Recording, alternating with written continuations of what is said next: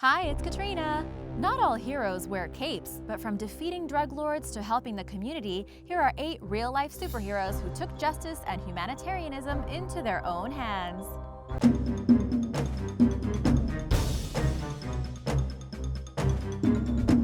Number 8. The Batman of Moscow. Moscow's Batman wasn't the first person to impersonate the caped crusader, but he may deserve the title as the toughest, or perhaps the craziest. I don't know. I'll tell you, and then you can decide. In 2016, the mysterious man who called himself the Grim Reaper, so not Batman, declared war on Russian drug lords and gangs in the Khimki area outside of Moscow. His typical MO was to enter a drug den, assault those within it, and call the police on them so they could come pick them up in nice little packages.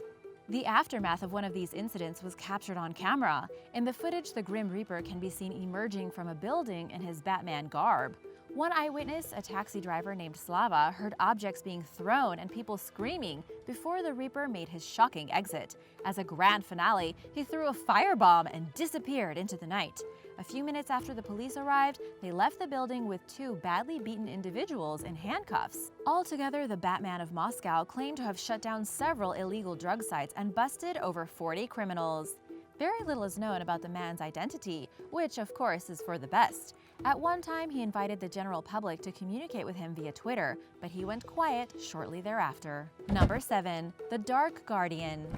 By day, Staten Island Chris Pollack is a professional martial artist and instructor, but for over a decade he moonlighted as the Dark Guardian, a real-life superhero in a homemade black and red leather costume, intent on taking on the Big Apple's seedy underworld. His chosen patrol area was Manhattan's Washington Square Park. To protect himself, Pollack also wore a bulletproof and stab-proof vest. One of his signature moves was to sneak up on drug dealers during a transaction, shine a flashlight into their face, and yell, "This is a drug-free park." In his profile on the World Superhero Registry website, Pollack stated, "I am here to show the world there are people that care to make a difference, people that will stand against what is wrong in our society, stand up to the bad guys, help those in need, and change the world for the better." He quickly gained international fame and was even featured in the 2011 HBO documentary Superheroes. In the documentary, Pollack explained that there's a hero in everybody and that anyone can join his ranks. In 2016, crime worsened in Staten Island, and the unarmed civilian crime-fighting organization, the Guardian Angels, began patrolling the borough. Pollack hung up his cape the following year and became head of his borough's chapter of the Guardian Angels. He's still a superhero, but without the costume. On a typical night, members from the organization ride the Staten Island Railroad in plain clothes, keeping an eye out for troublemakers. Number 6. Crimson Fist and Medidata. This husband and wife crime-fighting team, who called themselves the Crimson Fist and Medidata, began patrolling the streets of Atlanta's Castleberry Hill neighborhood together in 2006. Wearing masks and bodysuits, the couple spent more than 7 years cleaning up the community by picking up litter, confronting petty criminals, and helping those in need. Called 911 to report major crimes like all real-life superheroes should do, and protected themselves from potential danger by carrying a stun device, pepper spray, and handcuffs. The Crimson Fist was inspired to become a superhero after struggling with substance abuse. In hindsight, he was disappointed in the way he had treated people, and he wanted to make up for it. He hit the streets at night seeking vigilante justice against criminals, while Medidata acted as a first set of eyes, scoping the area for people who were up to no good. During his first outing, the Crimson Fist spotted a robbery and intervened without a second thought, despite being only 5.5 feet tall. The criminals fled the scene. Eventually, the Crimson Fist's focus became more centered around community outreach, and he began supplying the homeless with bottled water and other necessities, such as clean shirts and socks. These are real-life heroes that have made a difference to people who are mostly otherwise ignored. And now for number 5, but first, who is the superhero in your life? Let me know in the comments below, and be sure to subscribe if you are new here. We'd love to have you! Number 5. Nyx. Chris Pollack isn't the only New Yorker concerned with keeping his beloved city's streets safe.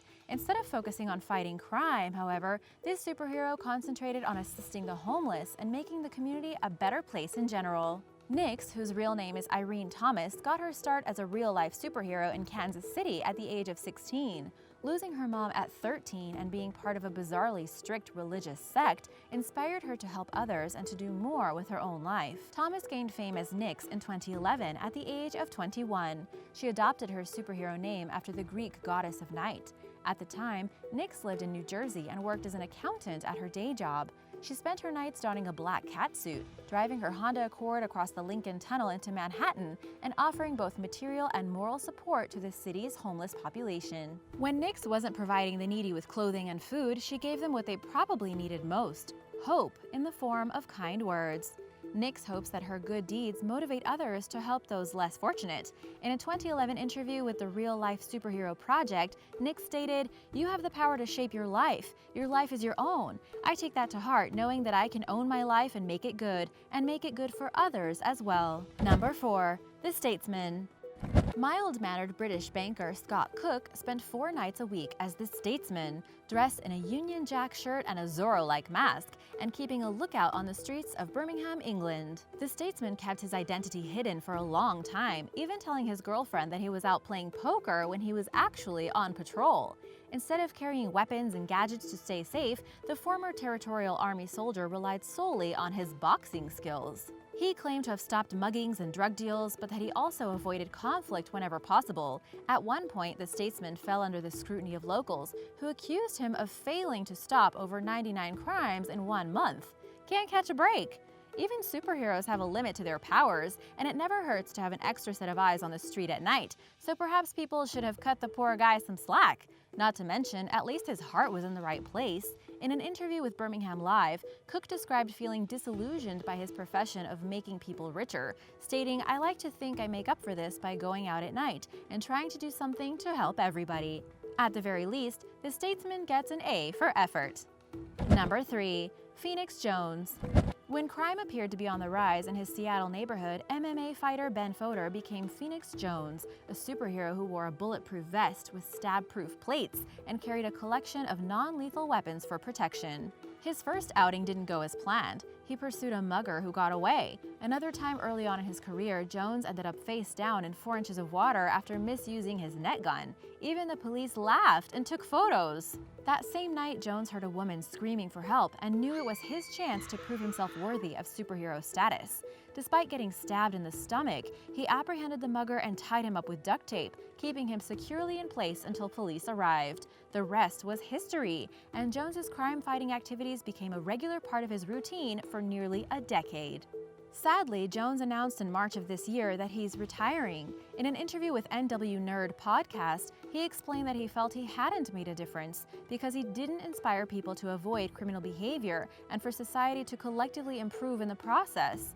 Hopefully, he realizes his work wasn't all in vain and finds some feeling of reward from having helped innocent people in dangerous situations. Number 2. Geist. Safety patrols and charity events are the name of this superhero's game. Geist operates out of Rochester, Minnesota, and rose to stardom as one of the key spokespersons of the real-life superhero movement. Wearing a costume he describes as green space cowboy chic, he loves visiting kids at the local Ronald McDonald House and telling them all about his adventures as a superhero. Geist also enjoys helping the homeless and victims of tragedies, focusing his efforts on various non-political local charities. When he's not telling kids tales of his exploits, he's known as a man of few words who stealthily slips in and out of the scene at community events. Geist also focuses on preventing crime, making citizens' arrests or calling the police when necessary. After emerging onto the scene, he quickly gained the respect of other real-life superheroes for his humble personality and as a provider of sound advice.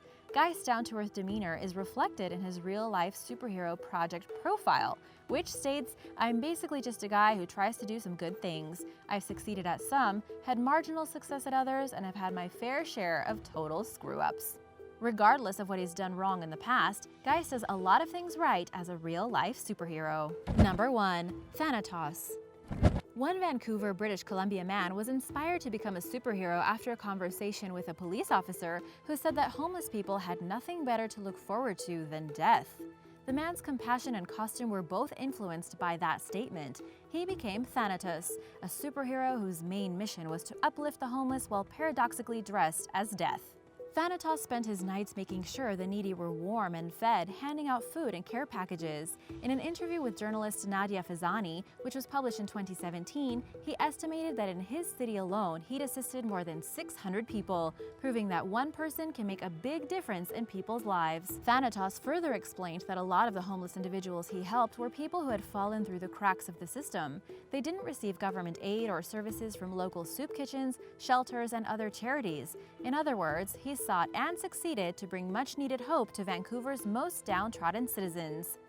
In addition to providing people with necessities, Thanatos gave them something that, in some ways, is infinitely more precious: his time and companionship. Thanatos hasn't been spotted on the streets of Vancouver since sometime during 2013, according to his fandom wiki, but he touched the lives of more people in his short time as a real-life superhero than some of us do throughout our entire lives. Thanks for watching! Who is your superhero? I'd love to hear your real superhero stories in the comments below. And be sure to subscribe if you haven't already. See you soon! Bye!